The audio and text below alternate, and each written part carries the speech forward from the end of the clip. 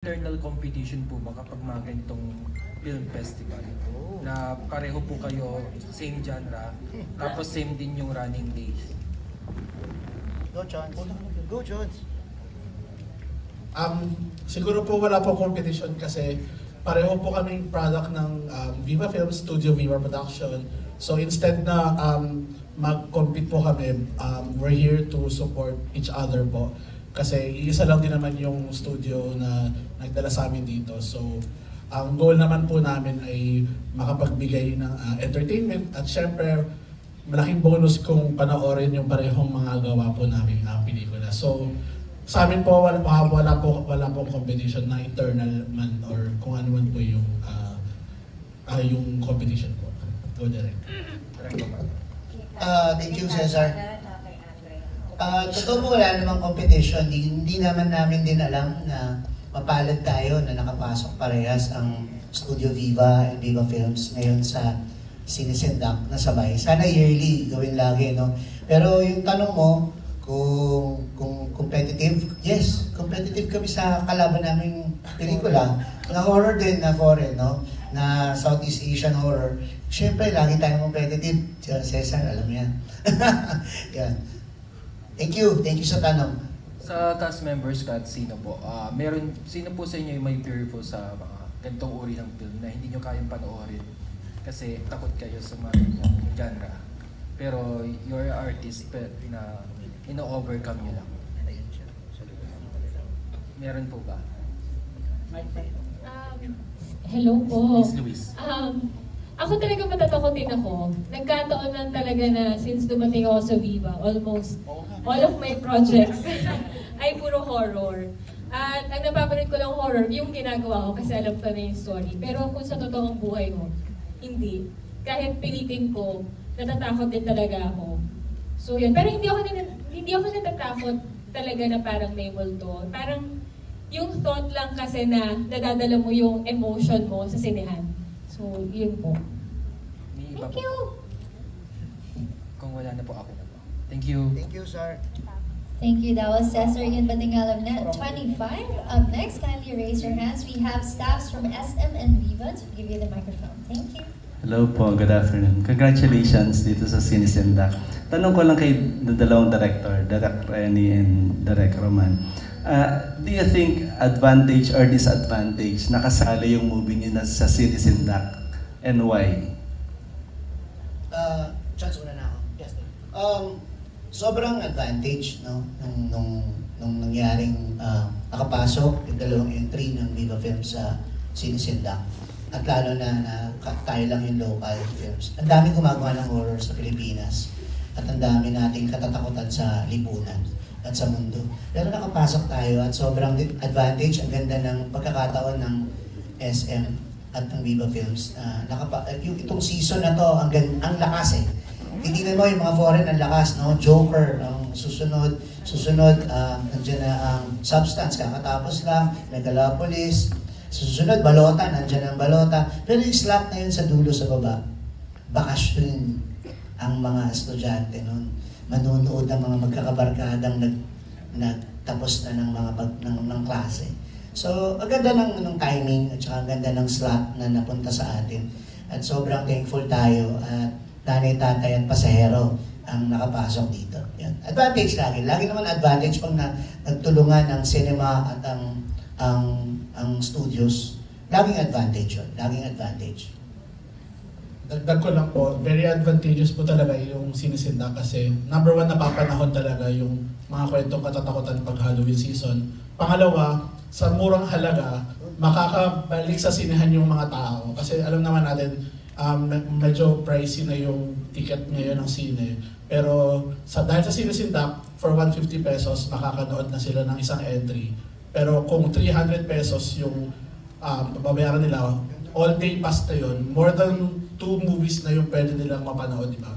So, parang magandang effort yun para mapabalik yung mga tao sa sinihan. At sana makatulong po talaga ito. Thank you, Direk. Yung last question ko to the cast, anybody can answer din. Kayo ba pag Halloween season, you better stay home or parang kayo rin yung taong gusto nyo takutin yung sarili nyo pag namanood ng horror because it's Halloween? Parang ganun. Anybody can answer. Hello po! Hi po, I'm Elia Elana po.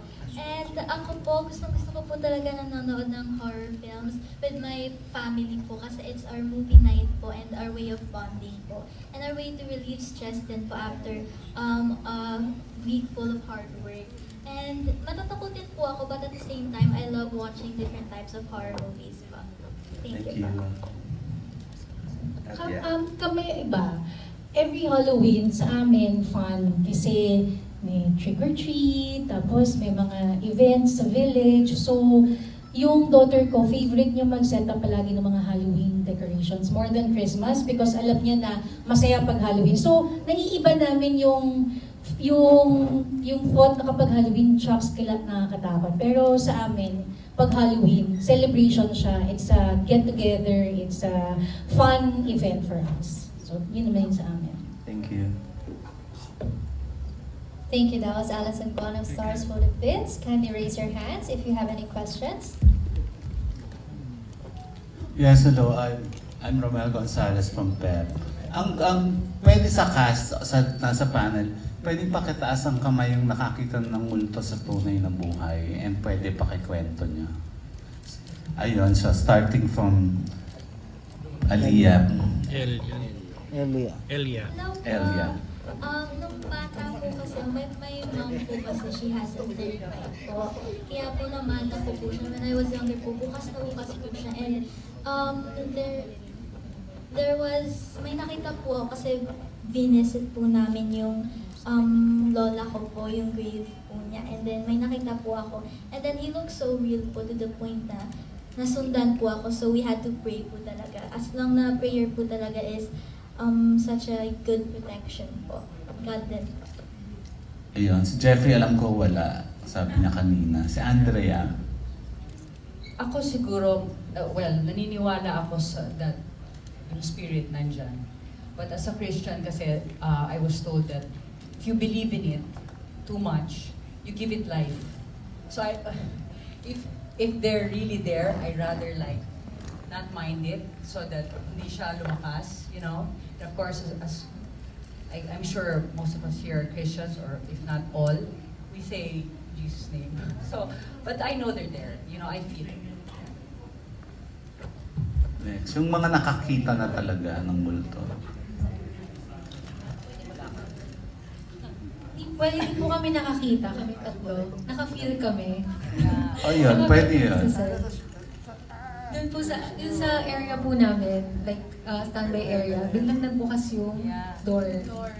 Pero doon po sa taas ng standby area namin, wala po talagang hangin, as in, sobrang init po talaga. Pero nung kinlose po namin yung door, a few minutes later, nag-open siya. Like, as in, yung sound niya, yung sound effect ganun po. Sa trailer. Yes. Every time, tapos nilak pa po namin yun. And yung door, super bigat po nun. And hindi talaga siya maano na hangin. Pero nagbubukas siya dahan-dahan. Parang may nag-open kung gano'n. So since then, lagi silang nag-hangout sa kwarto. Tapos nag-detect out na lang. Itong mga bata to, ba't ba ito laging nandito? Tama? Yes po. Saan lugar yun? It's an ancestral house po kasi. Sa may New Manila po, Broadway. Opo. And then there's one instance din po, sabi po ng nagbabantay ng house, there is a spirit or something that lives there that looks exactly like the one that we have in our trailer. It's full black entity po. So, yun po yung tinatatakutan po namin palagi. Ayun. Pag ganun direct, Ron, may ginagawa kayong ritual para alisin? Dasal lang po talaga. Every morning bago kami mag-start, nagdadasal kami kasi number one, marami kami kailangan makunang sequence. Pangalawa, sana walang masaktan sa amin at wala kaming ma-attract na negative vibes at wala kaming mauwi pagdating namin sa bahay namin. Wala naman siguro. Wala naman. Zia, ikaw, merong nakita? Wala naman po, pero meron pong stories doon sa bahay na yun. And yung parang katiwala po ng house, parang very casual lang na kinikwento niya na, ay, talagang may mga ganyan dito. friendly naman sila, di naman sila nananakit. So parang very casual lang po niyang sinasabi. And ayun po, yung itsura din kasi ng bahay, ancestral house talaga. So when you go inside, it's so big, ang daming lumang gamit, so parang creepy talaga. Ayun. Si Bea, meron na. Hindi ka pa Direk Roman, nakakita ka na ba? Mga ibang multo po yun nakikita ko. Di ba, nakakakita po ako, nakakaramdam po ako. Pero again, nire-respeto natin yung spasyo. Nakakakita ako, alam na po ng mga kaibigan ko yan na nakakakita talaga. May third eye. May third eye po ako, nakakaramdam, naaamoy. May nakikita ka ba ngayon dito sa... Hindi po dito sa SM Norte. Okay. Pero meron sa SM. Joke lang. Wala po. Luis, ikaw, nakakita ka na. Sabay tingin. Ako never pa akong nakakita. Kasi katulad ng lahat na nagsabi, nire-respect ko yung entity. Kasi hindi natin mapapagkailan na hindi lang tayo yung nandito sa mundong ibabaw. Meron din talagang forces. At the more na papansinin mo sila, mas sumalakas yung force. Katulad na ng sinabi ni Ate Andrea. Pero siguro yung, excuse me po, ang closest, meron akong naging taping, Alakdana pa to, sobrang tagal na. Doon sa bahay na yun, abandoned na siya. Tapos, meron kasi, di ba uso sa mga matatandang bahay, yung merong, iba yung stairs ng maid. So parang service na stairs. So doon ako naka-standby. And to enter ako sa isang scene. Tapos alam ko merong malaking ilaw doon. Every time na merong malaking ilaw, meron doon nagbabantay. Tapos nakita ko meron doon lalaki na umakyat. Nakita ko lang sa peripheral ko. Umakyat siya, ganyan. Tapos biglang namatay yung ilaw in the middle of the scene. Nandun ako sa loob. Tapos sabi na, wala ba nagbabantay doon? Ay kung meron po nagbabantay doon, tapos biglang yung nagbabantay, hindi pa na siya nakapasok kasi nag-action na. Sabi ko, so sino yung dumaan? Tapos parang ako, hindi ko in-entertain. Tapos biglang meron ako naamoy na bulaklak, yung pangpatay. Na gano'n. Tapos sabi ko, okay, hindi ko entertain. Pero nag-gets lang ng katawan ko na meron. Tapos sabi ko, meron. Yun lang yung closest. Pero yung as in nakita ko, nakipagtitingin sa akin.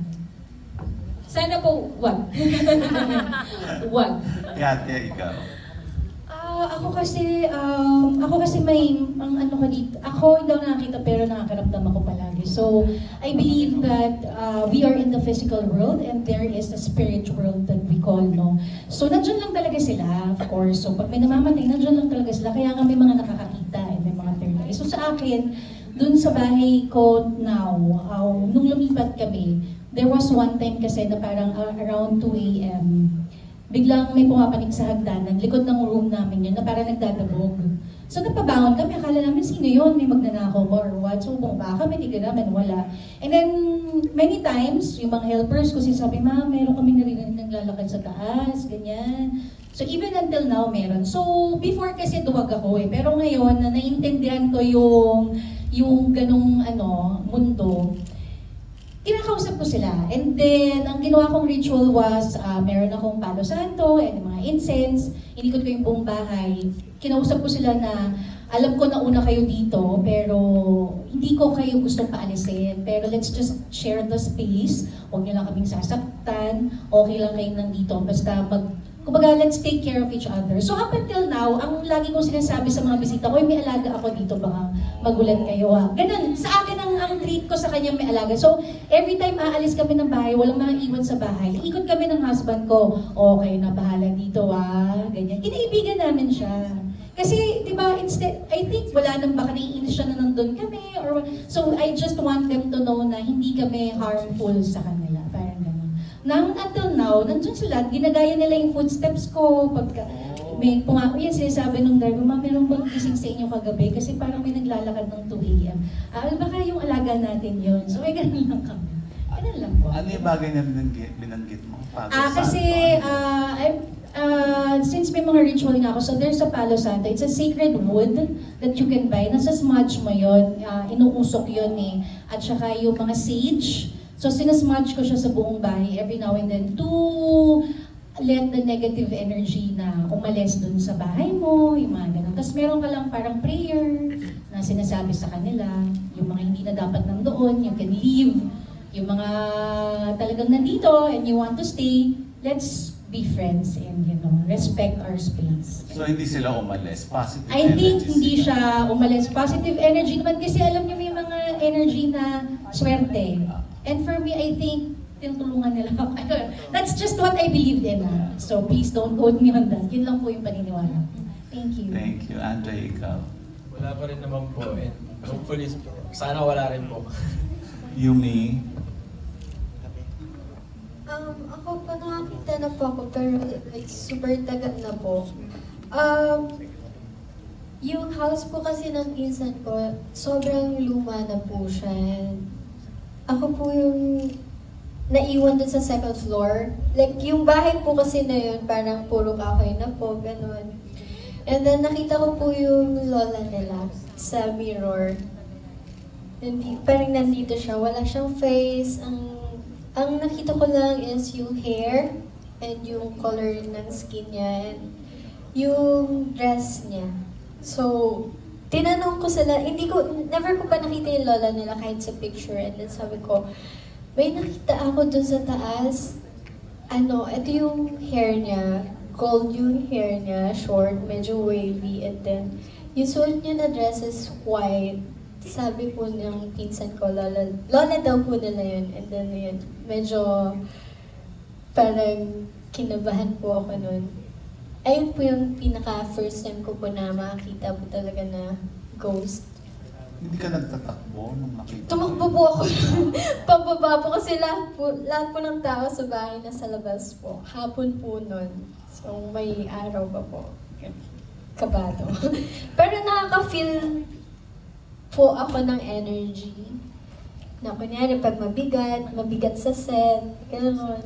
Lalo na po nung sa pasahero po, yung scene po namin sa PNR, na po yun, late night, and then, mabigat po sa pakiramdam. Parang, ang hirap gumalaw, parang, alam mong maraming tao yung nandun, na multo, parang gano'n. So, ayun lang naman po. So, parang may third eye ka din pala. Sana po wala. Matatakotin po ako. Thank you. Thank you po. Kian, ikaw. Ako naman po, I'm unlucky na hindi ako nakakuha ng power of the third eye. Pero hindi rin ako close sa fact na may possibility na may spiritual presence din sa are you okay? Oh, okay. Kala ko rin ko late nag-register.